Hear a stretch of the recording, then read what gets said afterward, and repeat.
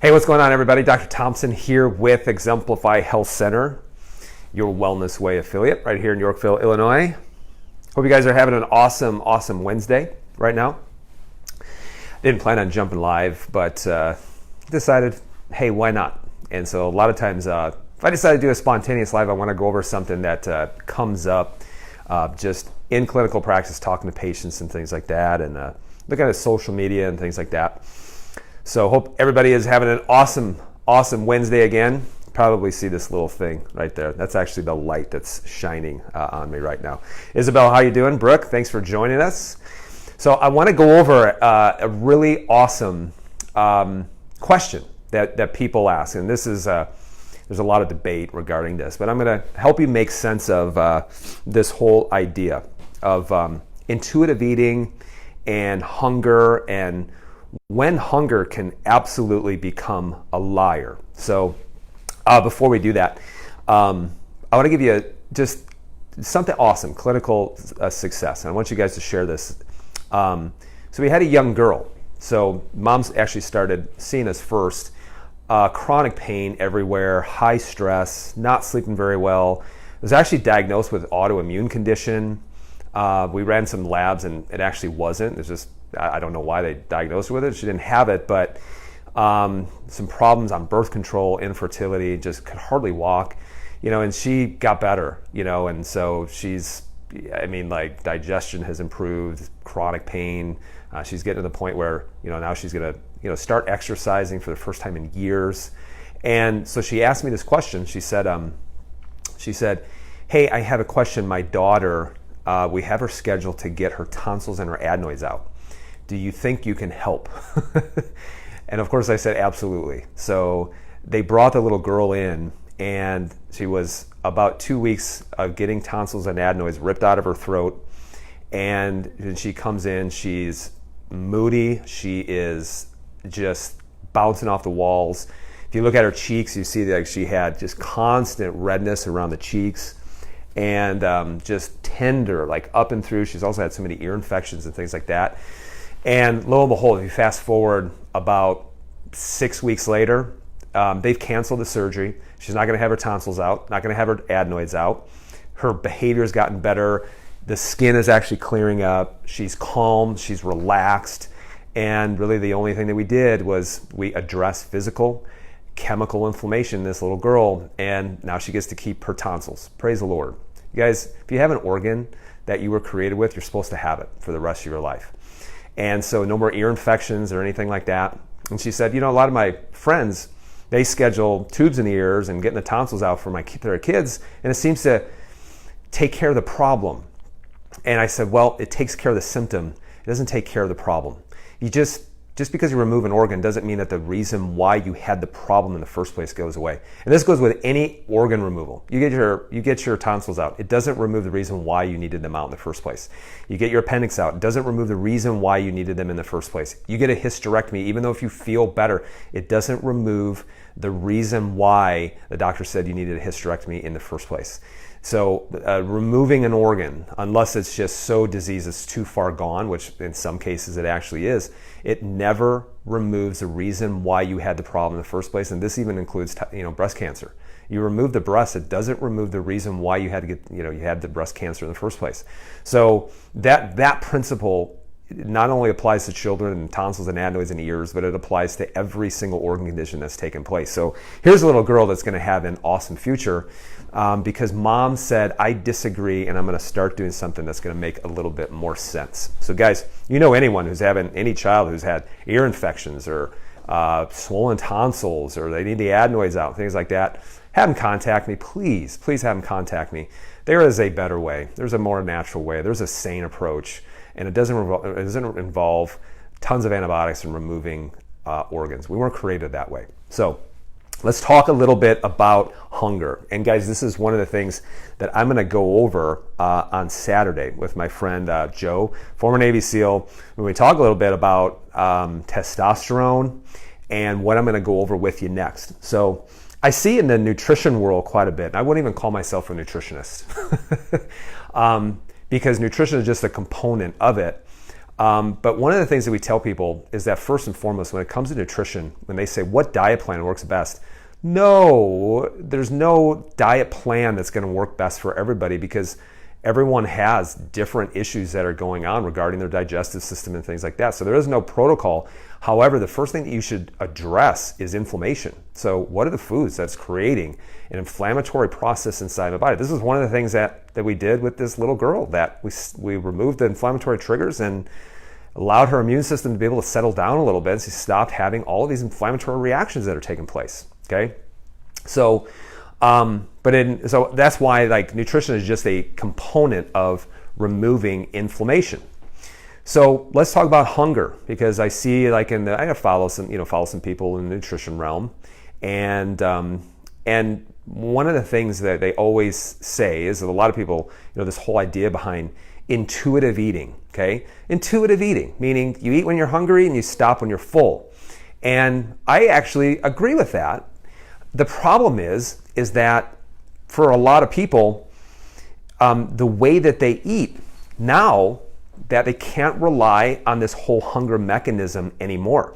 And guys, there's a lab test that you can actually look at that will show if you can rely on your hunger mechanism anymore. And this is one of the things when we run labs on people, especially looking at the cardiovascular system and looking at diabetes panels and things like that, is we look at two different things to see if you can rely on hunger. Because give me a thumbs up if you're someone who eats, you feel full, yet you continue to eat after that. Meaning you're grazing all day, even if your stomach feels full, like physically full, and it's sending the signal back to the brain saying, hey, I'm filled up, stop eating. You just continue to eat and graze, and it becomes this downward spiral. So this is one of the reasons why, the more fat you get, the more fat you put on your body, the more this hunger mechanism continues to shut off, and it becomes this it starts to just spiral out of control. A lot of times people say, well, my goodness, you're overweight, stop eating. You guys understand that hunger is very emotional, it's very powerful.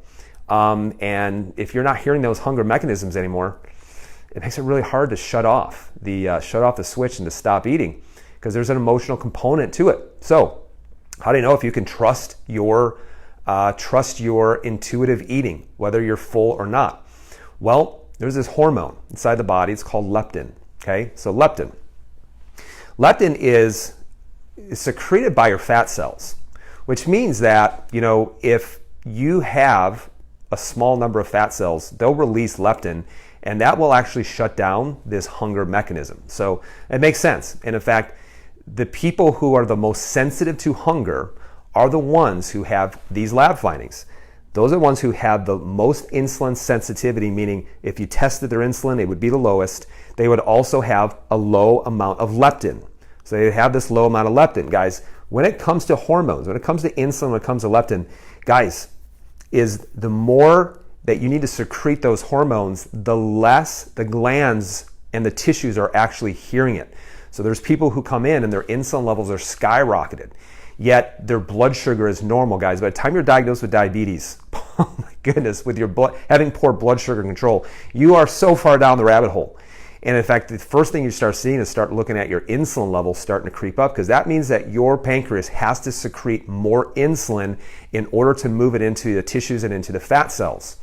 So insulin and leptin parallel one another. As you become insulin resistant on your way towards type 2 diabetes, you will also become what's known as leptin resistant. And again, leptin is this hunger hormone, and where it receives a message is in the brain. So normally it will start to work, but as those leptin levels start to rise, as your insulin rises, your leptin rises, your fat cells you start having bigger, more plentiful fat cells, they'll keep secreting more and more leptin. And what happens is that brain doesn't hear leptin anymore, doesn't hear it. And you have to keep driving up that leptin in order to finally get this signal of feeling satisfied and feeling full. And so what happens is that you become what's known as leptin resistant. And leptin resistant is when you get to the point where hunger, guys, hunger is not going to be your friend. You cannot rely on hunger anymore, because you will continue to eat more and more and more because you do not hear these signals anymore. So when someone tells you, hey, stop eating when you're full, there are people who literally don't know when they're full. They don't know anymore because their blood sugar is out of control, their leptin is out of control, and they can't hear these hormonal signals anymore because they've had such high levels. So just remember, if your kids are screaming at you every single day, as a parent, you develop the ability to be able to just shut off when your kids are whining. And this is what your body does. Your body loses this sensitivity. It doesn't hear it anymore. And in fact, the only time it's going to hear it is when it starts screaming. So is hunger a good, is it an indicator of like when to stop eating? For a lot of people, no. And why do I know that's a lot of people? Because about 40% of people have already, including kids, have some form of insulin sensitivity issues. If they got insulin sensitivity issues, I'm going to tell you they got leptin sensitivity issues, and they're going to overeat all the time. So how do you reset it, guys? How do you reset it? This is one of the things that we're going to go over when we talk to men about this, is that, guys, hunger for a lot of people is not real. It is not real. And it's not going to be real because if you look down and you see, you can grab fat around the hips, around the butt, around the thighs. You have plenty of extra energy that is being stored. So why are you hungry? So why are you hungry? There's something in which the body has started to adapt in a way that is making you insulin and leptin resistant. Okay? So how do you start overcoming it, guys? The biggest way that you can start doing it is you start to lower your insulin levels. So you start to lower your insulin levels. You start to work on some of the liver issues, some of the liver fatty acid conversion issues. Start working on that. But you have to massively start cutting out the carbs, the processed sugars, and things like that. And guys, we're supposed to have carbohydrates. We're supposed to consume them. But the problem is what we were never meant to consume is we were never meant to consume 6 slices of bread.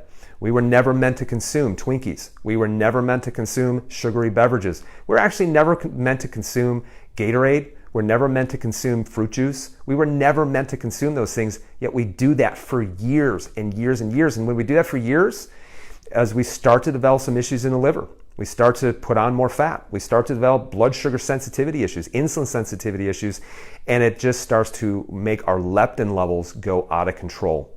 And in fact, I walked into a consultation, I looked at their leptin levels and I told them, you never stop eating, do you? I say it maybe a little bit nicer, and they're like, how'd you know? Because we know when we look at your labs that those are some of the issues. So how do you start overcoming? How do you start to now rely on hunger as a reliable indicator of when you should eat? Well, you have to start getting off the sugar. You have to get your insulin levels normal. Your leptin levels will start to get normal as well. But how do you get those insulin levels under control? Is you got to start being more sensitive. And if you need to be more sensitive to a hormone, guess what? Stop just constantly assaulting the tissues with that hormone. And then those receptors will start to hear again. They'll start to pick up. So the best thing to do is, especially for men, lower your insulin levels. Oh my goodness, lower your insulin levels. And in fact, this is what we're going to talk about coming up on Saturday at the Man Up event. The biggest things that are causing their testosterone from actually expressing itself. And a lot of it, guys, is going to be your insulin levels. A lot of it's going to be alcohol. A lot of it is how you exercise, your lifestyle decisions. I mean, all of those different things. And we're going to talk to you guys about it on Saturday. So guys, if you are in the Yorkville area, make sure you get your man registered for it. Just tell him you got to come. You got to come. Honey, I'm tired of you sitting on the couch, not sleeping well, and getting tired by mowing the grass. So we're going to talk about how to regain those levels back to when, hey, you remember when you're 20 or 25 years of age, it was awesome. It was lights out. But you're supposed to maintain that obviously throughout your lifetime. But the biggest problem is that lifestyle starts to get in the way, and it starts to drive up insulin. It starts to convert testosterone into your estrogens, and it starts, the more fat you put on, the more leptin receptors start to get knocked down, and the more testosterone gets knocked down, and the more more emotional you start to become too. It's just those specific hormones inside the body. So is hunger a reliable indicator? Not a lot. In fact, for a lot of people, it's not an indicator actually at all. What is going to be the indicator on what you need to do is going to be the right lab testing. You got to measure insulin levels, you got to measure leptin levels, and you got to see how insulin resistant you actually are. And the way that you start overcoming insulin resistance, guys, cut out all the processed carbs, start exercising the right way, and start lowering that stress response as much as possible, which can be mental, not just chemical with what you're eating. So you start doing that, you'll start to see a pretty awesome transition. But you are going to experience a little bit of pain while you go through it. You are going to experience a lot of hunger going through it. But one of the things that we're going to be doing for the men, we're going to show them how to do a 3-day water fast. Ladies, don't do it. Don't try it. I don't recommend it. But guys, you can do a 3-day water fast. We're going to show them how to go through that.